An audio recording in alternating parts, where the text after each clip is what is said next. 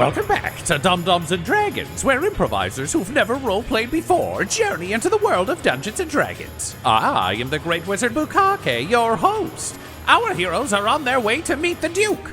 Echo agreed to become Juniper for a short time to meet the local aristocracy. Quinny ordered a new butt for their friend, and Butthole spoke with a cleric of sorrow before approaching Baldur's Gate. Can our heroes find and win over the Grand Duke, or is their plan already a failure? Find out next on Dum-Dums and Dragons.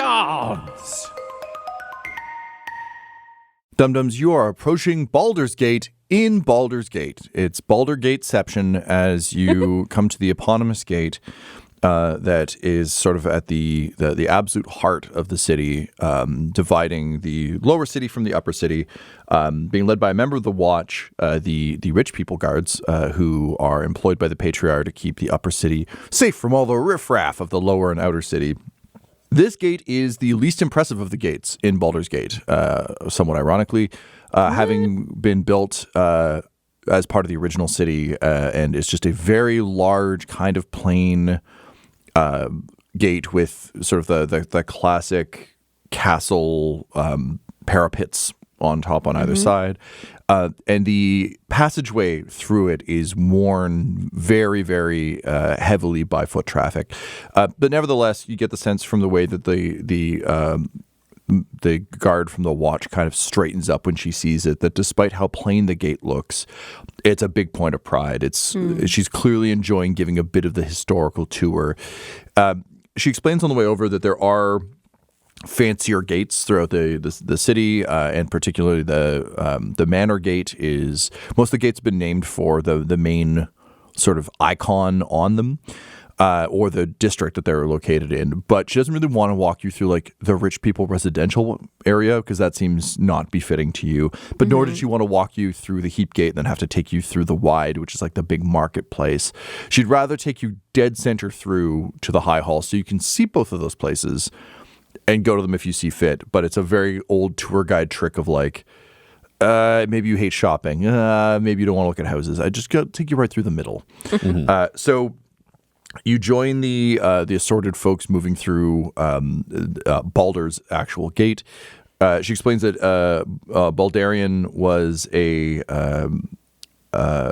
great explorer, and that this gate is kind of in one of the many things that honors him and his journey. So, of course, being royalty and being escorted by the Watch, everyone just kind of parts ways. Other members of the Watch, there's a little bit of administrative talk. There's a little bit of like, do they have a token? They don't need a token. Why not? They're royalty. Oh, shit. Jump, bow, curtsy thing. Like, get the fuck out of the way. We got to get them through. And you are ushered into the upper city.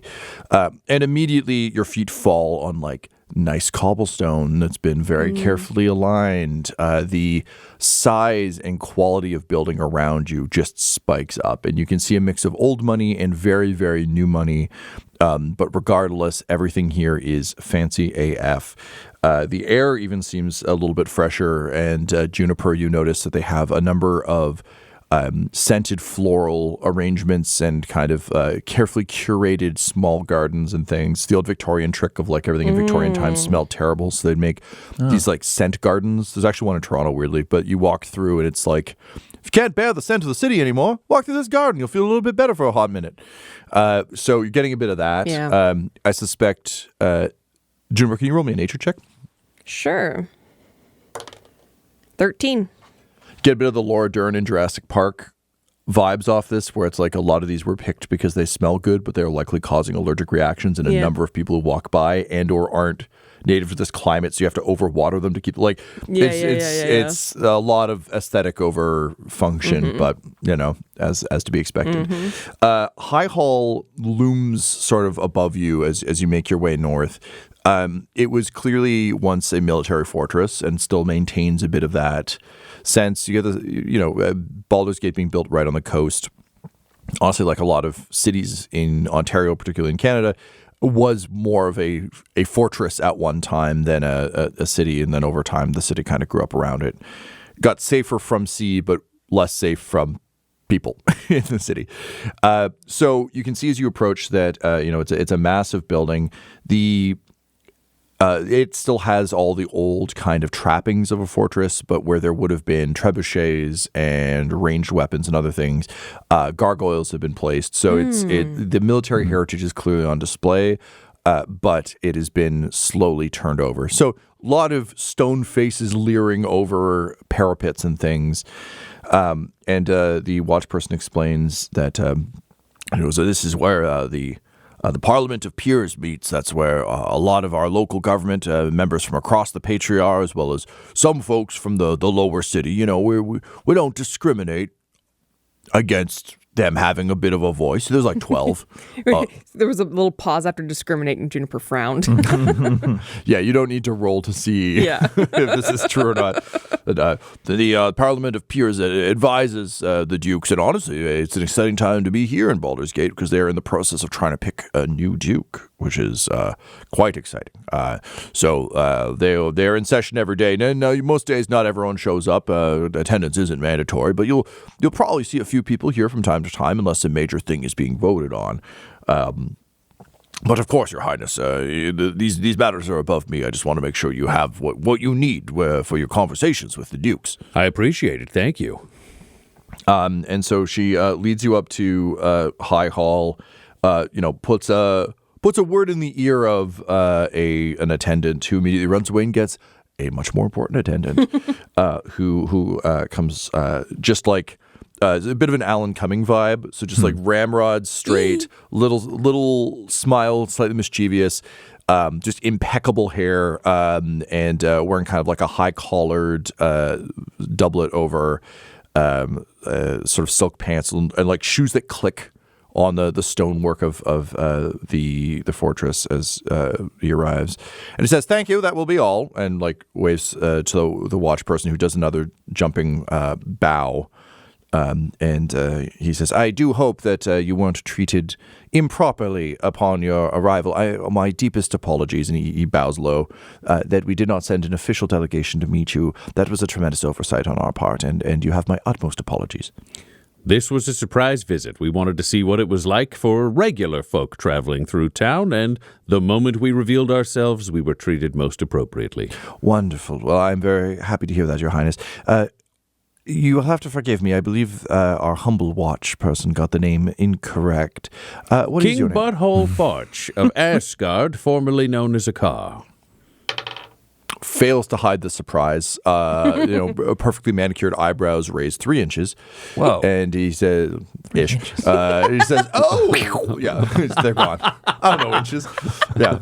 I am wonderful. Well, welcome, Your Highness, and your ministery, and your Chief Justice. Welcome. Welcome to High Hall. Welcome to the seat of power here in Baldur's Gate, and a much more civilized experience than I'm sure you've had. And again, my deepest apologies. Even in a surprise, a royal red carpet is deserved in such instances, and we did not provide. What is your business here today? I'm here to see the Grand Duke, if possible, about the business of the Lord's Alliance and such. And I understand it's a surprise visit that the Grand Duke is not expecting your arrival. Correct. I will be frank, it is difficult to book an attendance with the Grand Duke right now. I can set you up with one of the other dukes in the meantime if you would like. Well, why is it difficult? What's happening? The Grand Duke is a very important and busy man. After all, he does oversee our Flaming Fist, the wonderful contingent of honorable soldiers who keep the city safe. Surely a duke would make time for a king. Please rest assured, it is no disrespect. He is simply hard to reach. Can you roll me probably a persuasion or an intimidation if you want to get into it? We'll start with persuasion and we'll see where it goes. Yeah, I love persuasion too. Nat 20 on persuasion. Ooh, baby. And he looks at you, and you found a gap in his armor because a royal showing up unannounced from the Lord's Alliance does warrant a thing, and you get the sense that it's more so that the vibe you get off your nat 20 is you're not sure that he It's less that he thinks the Duke will want to talk to you, more he's not sure he can even get to the Duke to ask him anything. Says, it's like he wants to fulfill this, but doesn't know if he can. Yes, yeah, yes, okay. quite. And of course can't say that, so he's wrapping it in nonsense. So he says, you make a very valid point, Chief Justice. I had not considered that. Well, I can try. We can try. Wonderful. Let's go to his quarters and we can see how he's doing. So he introduces himself as Phineas Cranch, and he was one of the attendants on duty today. So Phineas says, "All right, wonderful. You may follow me if you so desire. Of course, I would never deign to instruct. This way, please." So he leads you deeper into High Hall and sort of through the big parliamentary chambers. So this is a massive central hall that seats about 300. Currently, there's about 30 people in attendance. And you can tell that, I mean, Canada's a pretty useful version of this because we still have like a parliamentary system, and it's very much like people line up on both sides. There's a speaker in the chair. It's that kind UK of vibe. too, yeah. Yeah, but with so many fewer people, it feels more like a municipal, like Parks and Rec meeting. But there's only they're still in this massive room. So they're all kind of like grouped up near the speaker's chair, and you can tell that they're actually having a bit of a hard time communicating anything because they're still like they're at stand up and declare distance. So it's a little bit weird to be having like a low voice conversation over there. So they're kind of doing their thing. You're also, I think, probably pleased to see how many, I mean, admittedly, it's the patriarchs, but like how many citizens of Baldur's Gate are present here. It's clear that this building is meant to be used by all of the wealthy citizens. I was going to say, it's like citizens, you mean upper city citizens. So, yeah, okay. But, there's a beautiful statue to Baldarian, with his spyglass looking out over the horizon. Like you just see all this. It's got a bit of almost a museum vibe as well, and that's true of a lot of what you've seen since you came up into the upper city. If this was open to all, this would be a really nice municipal building. Mm-hmm. If it was open to all. So he leads you through, and he's not being a tour guide, unlike the watch person, because you can tell he's like.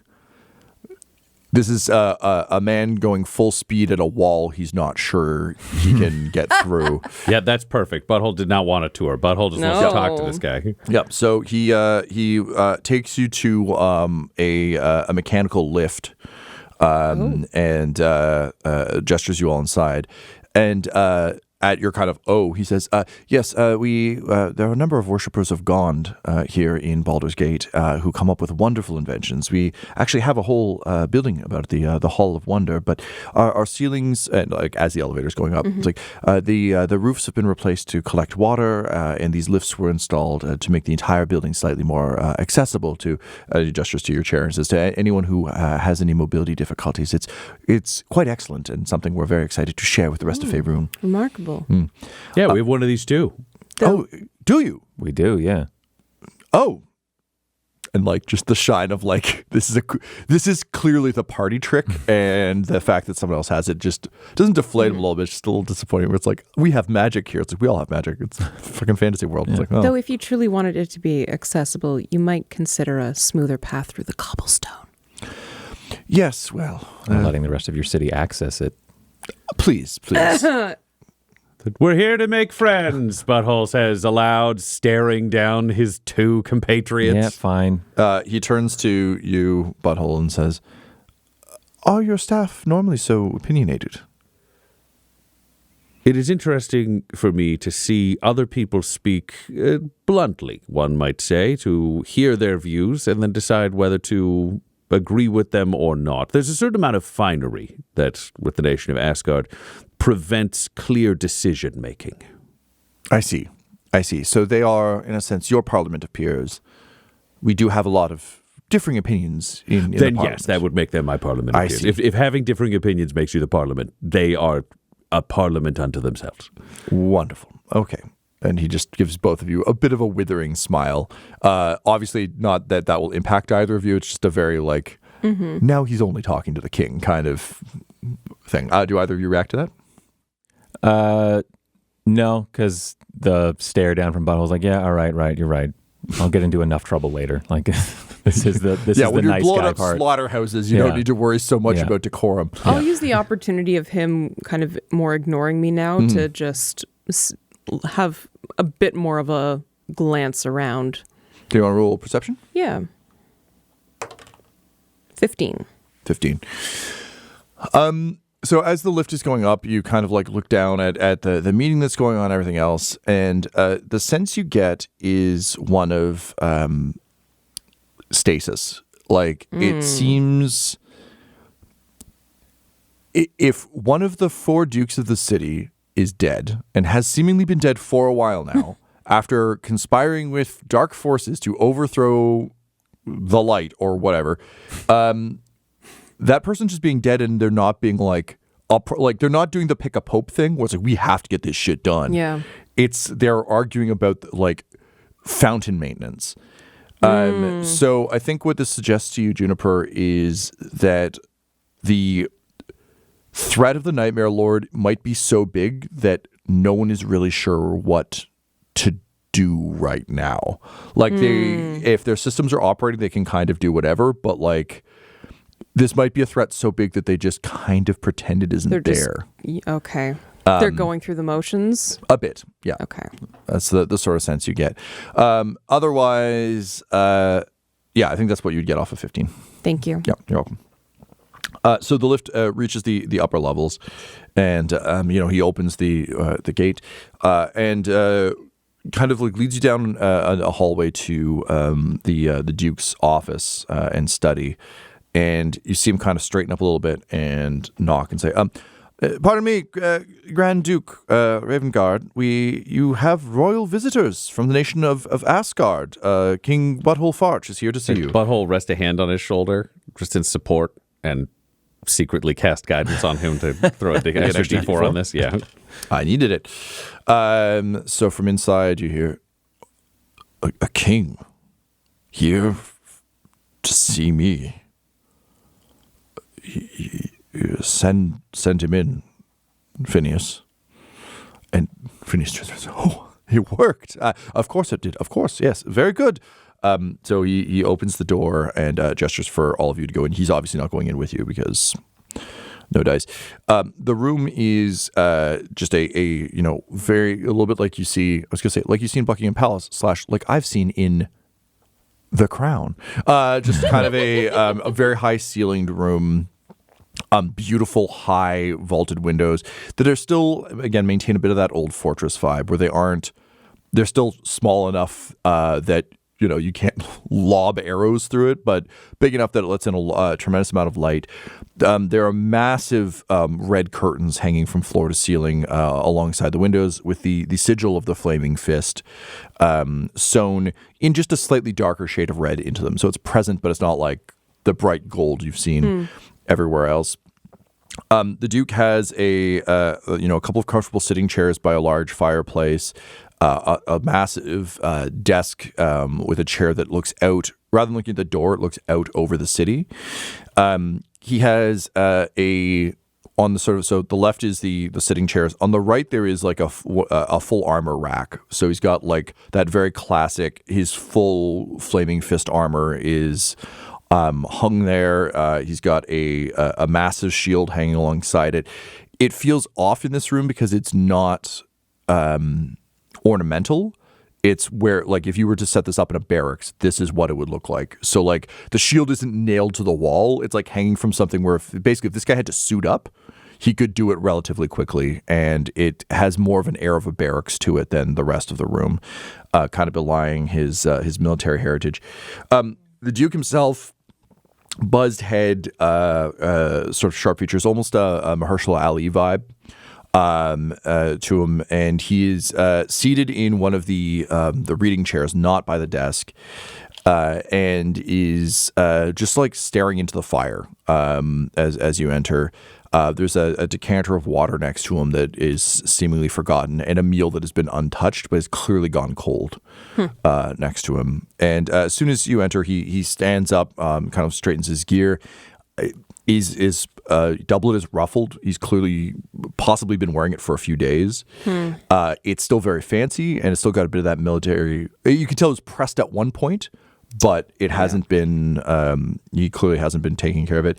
And despite the buzzed head, he's got a bit of forgotten stubble. So not intentional, cool, I'm keeping an eye on the stubble, just I forgot to shave for a few days. Kind of thing. He turns to you with slightly vacant look and just says, "Hail and well met, your Highness." And he bows a bit stiffly, but bows. Says, "Please, welcome to Baldur's Gate. I'm sorry that no one met you at the entrance. I hope you've been taken care of by Phineas and the Watch." Of course. It is a pleasure to meet you as well, new friend and ally. I am King Butthole Farch, here with my Minister of Culture, Quinny Brownbarrow, and my Chief Justice, Juniper. We traveled in disguise, hoping to see your fair city and learn what we could along the way. As civilians, as regular members of the population, only revealing ourselves when we arrived. We've been treated brilliantly as we've made our way through the city. Subterfuge, then. How quaint. Until now. Now we're here to speak to you, and perhaps to speak plainly. And he just kind of nods and seems to remember the water is there. And he only has one glass, but he holds them up to you and says, "Do you want some water?" No, I am good. I am here to speak with you. You know, the pressure of state weighs heavily upon me now that I've joined the Lord's Alliance, and there are forces trying to cause wars, to fracture the Lord's Alliance, to fracture the East, perhaps to pit both sides against each other. I'm looking to stop those, and I can see that the pressures that weigh upon me also weigh upon you. And at that, he laughs kind of quietly and sadly. And says, "I am honored that you have come to see me, of course, and for one who oversees a nation, to take interest in such things is honorable, I suppose. At least I once thought so.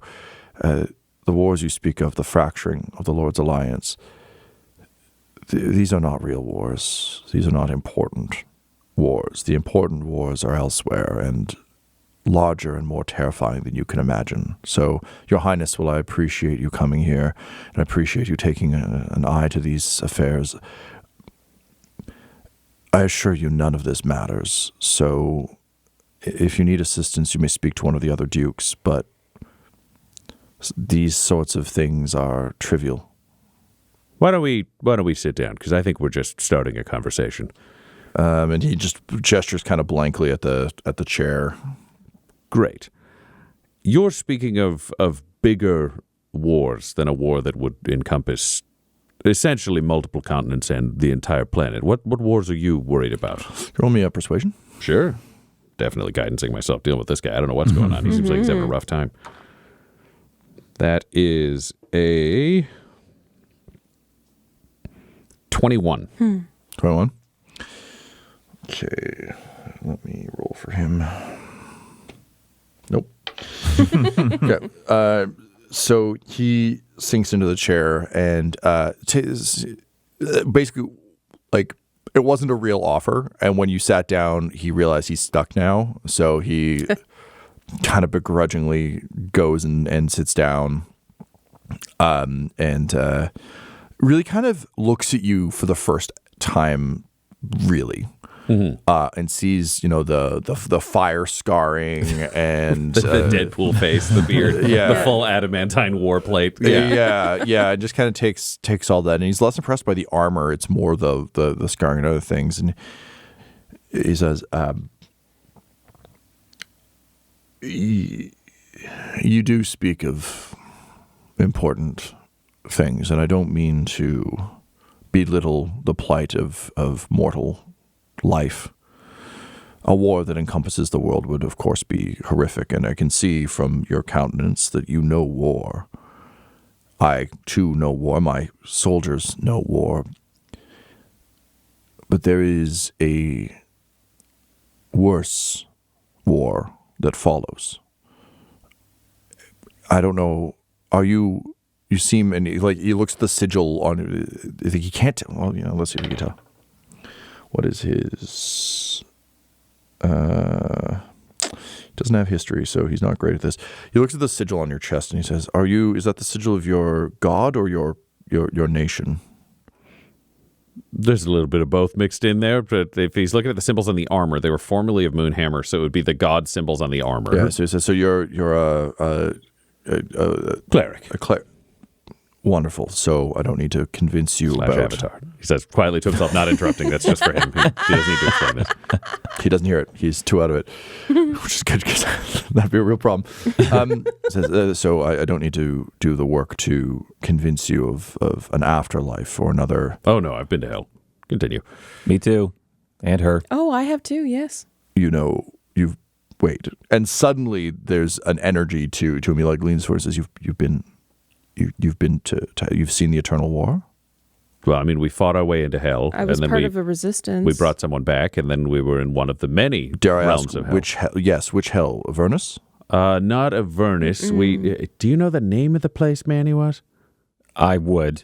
Tyler can't remember. I want to say. We never gave I don't know if it was explicitly said on air. We've just been calling it hell. So, actually, this is probably the nameless hell. I mean, it was ruled over at one point by Moonhammer, and then it was ruled over at the next by the one of many faces. Yep. Yes. Yes, that hell. The nameless hell, one of the many. The nameless hell. Yes, the caging of Tiamat, and he gets up and he goes to his desk, and as he pulls out the drawers, just like pages overflow, and he starts pulling and scattering. You can tell he's like. It's very clear he's had to stuff all of this shit away anytime anyone comes in, but he pulls out sort of a sheaf of blood-stained vellum and slaps it down and says, the Nameless Hell was one that was created almost as an overflow room for the other hells. Avernus has been just nonstop warfare, and as a result, over the years, the various gods have broken off and tried to create their own realms. It would seem yours is this one, and he points to just a series of ancient, like Dante's Inferno, like that kind of level of there's a bunch of levels. It shows Avernus, and there's one in the corner that just has no name. There's a blood smear where the name should be. He says it could never be spoken. So it has generally, amongst the scholarship I've encountered of the underworld, been known as the Nameless Hell. It is interesting that you have been there. Was there a constant war? There was a steady and stable source of hell when we first arrived, which was then we brought a friend back with us. There was a lot of constant administrative. Okay, so that's actually the second time. So you didn't go with us the first time. No, I didn't. Yeah, My so apologies. it's okay. The first time it was just pretty traditional hell stuff. Everything bad, people being tormented. Yeah, very, very much. Lots of demons. He grabs a quill and he's just writing. Then we returned later because there had been, one might say, a hostile takeover by a demonic entity known as one of many faces. You died. Yeah. I came back for the second time. Quinny, back for the second time. Yeah. Juniper, just starting out in hell. I thought you had died, but no, yeah, you went there on purpose, yeah. Yeah, I went there on purpose. I fell through another dimension when everyone thought whatever. So he's not blinking at all in this. This is just yes, of course, yes. So we went back because hell had been overtaken by the one of many faces, a demon related to Baba Yaga, who had created kind of an administrative deal-making hell. It seemed like he was really making a play to expand it in a terrible way. So we went back and killed him. And release the realm back into a more functional this hell. makes sense. The dukes and lords of Avernus are very powerful, and if one was to make a run at consuming the other, and not just Avernus, but the other realms of hell, one would need to raise an incredible army and be powerful. So it seems to me that you're one of many faces. This demon. Oh, does saying his name evoke him? Should we be? He's dead. Yeah, he's dead. Yeah. Good job. It would seem that he was probably then trying to raise a large enough hell to supplant Avernus, to gain the souls that otherwise would go there. Sure, a lot of the hell theory I've looked into suggests that not unlike our mortal realm, a lot of these demons and arch fiends and elder gods not so different from us. This is where my concern lies. They seek power and dominion the same way that we do as humans, the same way warring nations do.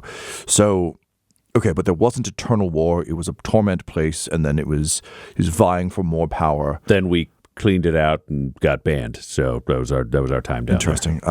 I myself was tricked into Avernus. The city of El Turel, the holy city, was teleported into the realm of Avernus by a horrible piece of shit, if you'll forgive my language.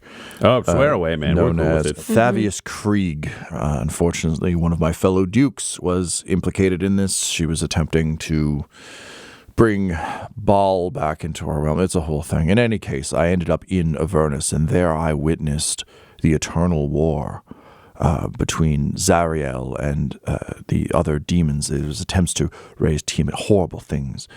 Luckily, I was saved by some very strange, heroic people, the Stained, a wonderful group of weirdos who, though nihilistic, seemed to care very deeply and allowed the city of El Turel to escape. One of them even sacrificed themselves to bring Zariel back into the light. But knowing that in Avernus there is an eternal war that awaits us, that our souls may be used as coins to power machines of war, it makes all of this so trivial, does it not? How can any of you care what happens here, knowing what will happen to us there? Is that what's going on with you lately? That kind of thinking? I saw kind of an idea? endless war between demons and fallen angels and fiends. Yeah, what? But that's not the only place to go. But Yeah, so many will. Look, I'm the Grand Duke of Baldur's Gate. Look out that window. All of those people are going there. All of those people are going there if you don't help them not. And he just like slumps back into his chair and he says, I am a simple soldier. I worked hard to turn the Flaming Fist into something honorable, something less corruptible. I was elevated to this position to help this city, despite all my detractors, despite all of the political forces of the Patriarch who pushed back against me. And under my watch, a haunted shield drove the citizens of Baldur's Gate mad. Our neighboring city went to hell, me with it, and it took 3 weirdos to bring me back. I know now that there are angels and demons who are just waiting to pluck our souls from everywhere. I can't help these people. What am I going to do? Train them to be better monsters? I mean, you've got a level of cynicism that I'd say is pretty disturbing here. You're looking at this going like, bad guys are going to do bad things, which is valid, and a lot of people end up in hell, which is valid. I can't argue with either of those things. That's just kind of true. What you've forgotten is it took 3 people to make things better. How many Flaming Fists are there? Are there 2? No, there's more.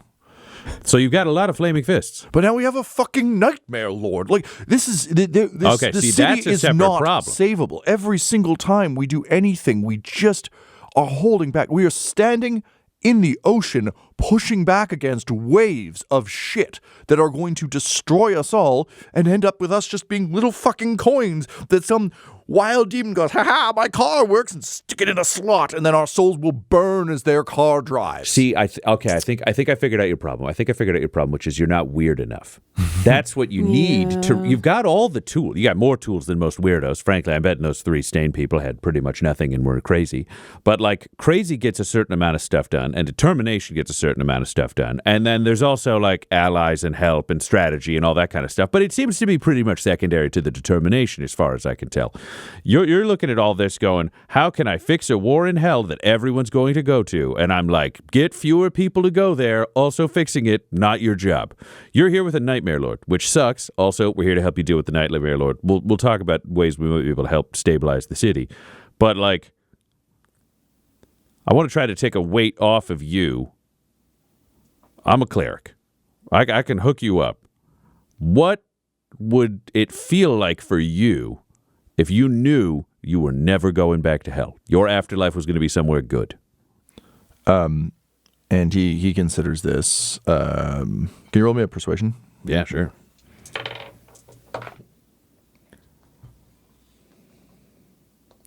That is a 30. Damn.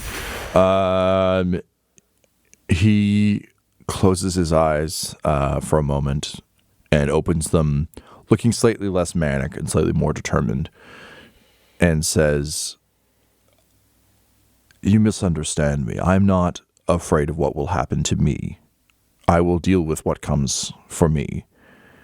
I'm more worried about them." And he points out again at the city and beyond the upper city. He gestures sort of more broadly and says, "Right now, there is so little hope for all of them.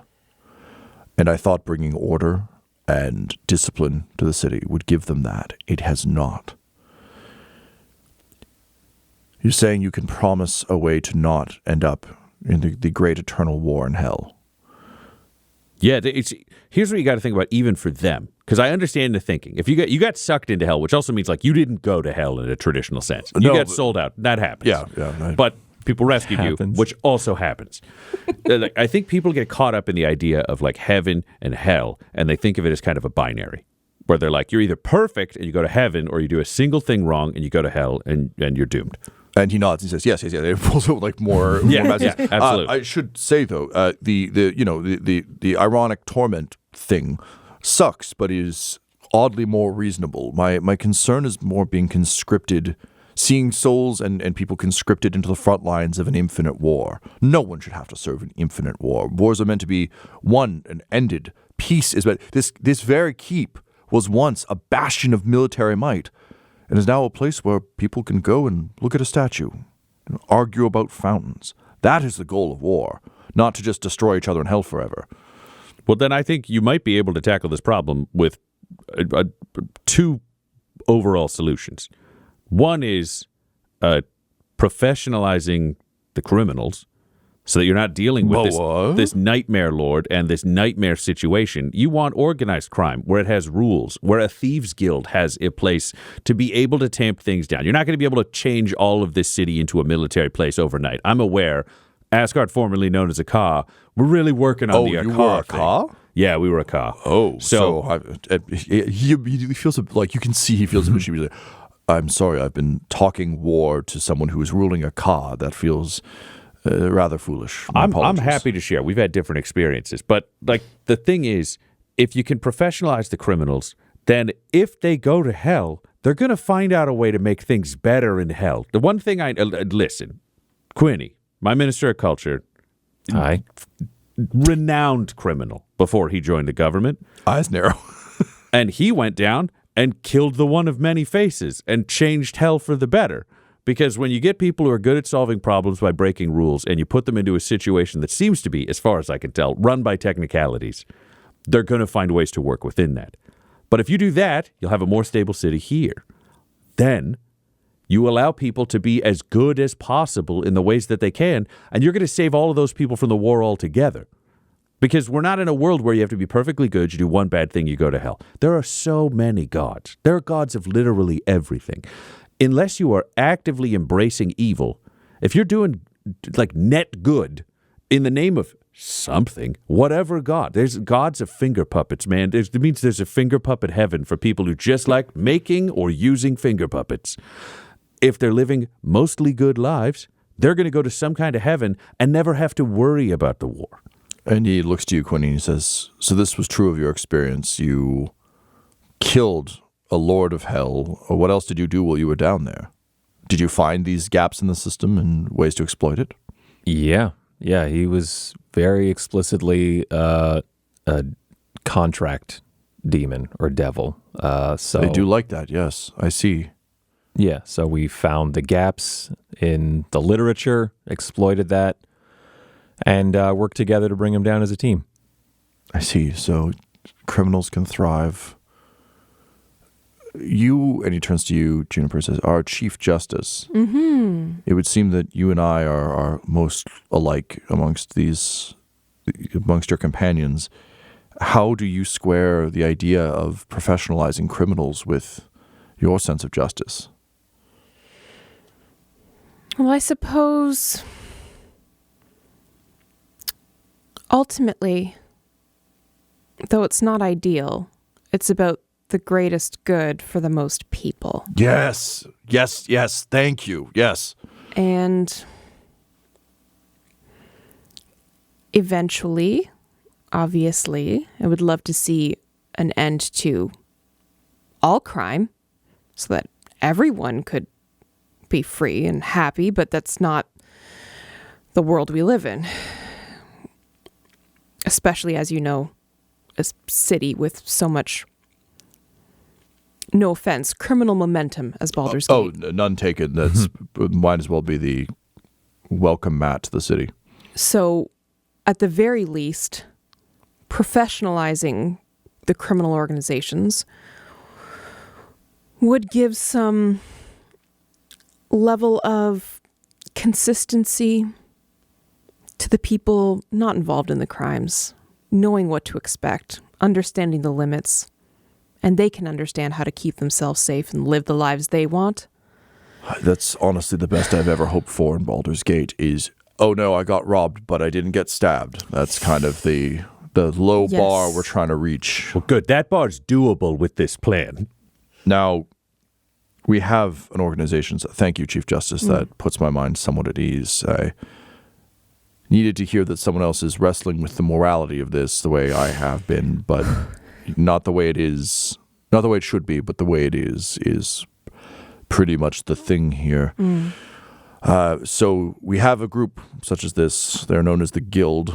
They are a blight on this city, but were at least a somewhat organized crime group. Some of the kingpins were vicious monsters.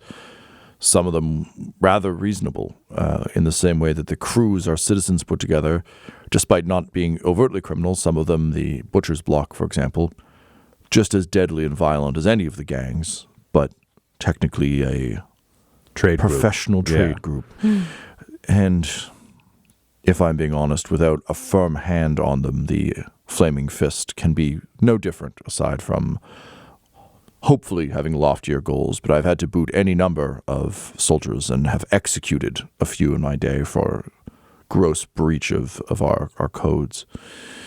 So this all makes a degree of sense to me, except for the whole Nightmare Lord piece. But something stuck in my head before you... Butthole's getting excited. Yeah, Butthole's visibly excited. Something you said spoke to me, and I believe it may be true.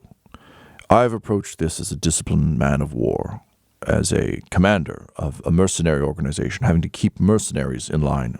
Very difficult.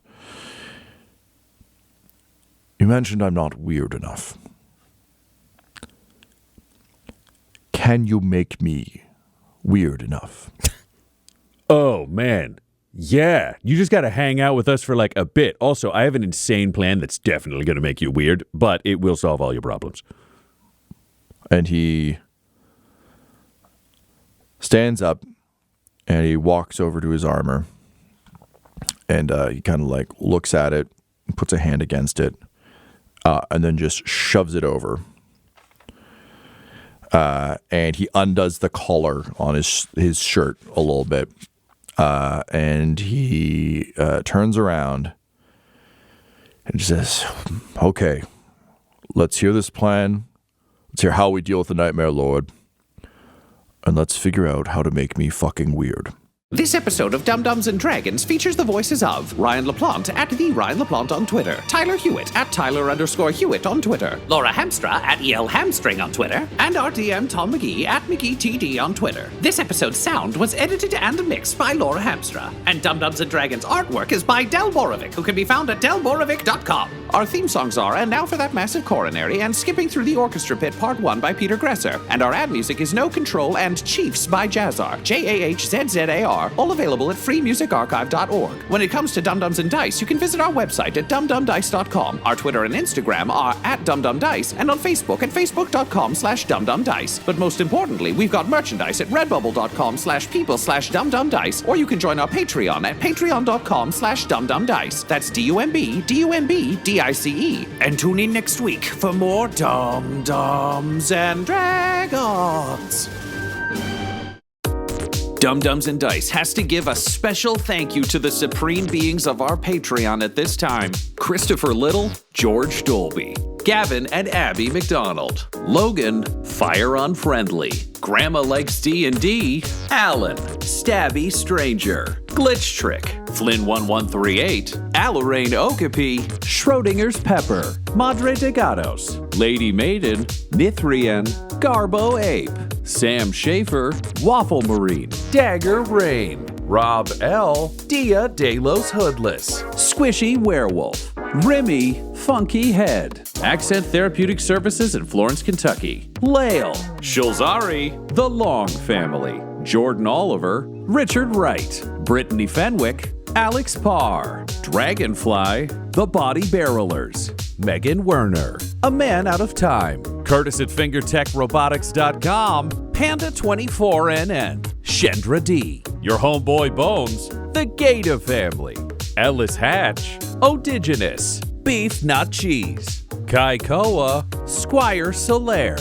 Sandy Sassy Pants, Adam. Amira Lockhart, James Molina. And Jill and Noel LaPlante. If you want your name to be added to this list, you can join our Patreon too at patreon.com/dumbdumbdice. Thanks to them, and a little bit of thanks to you.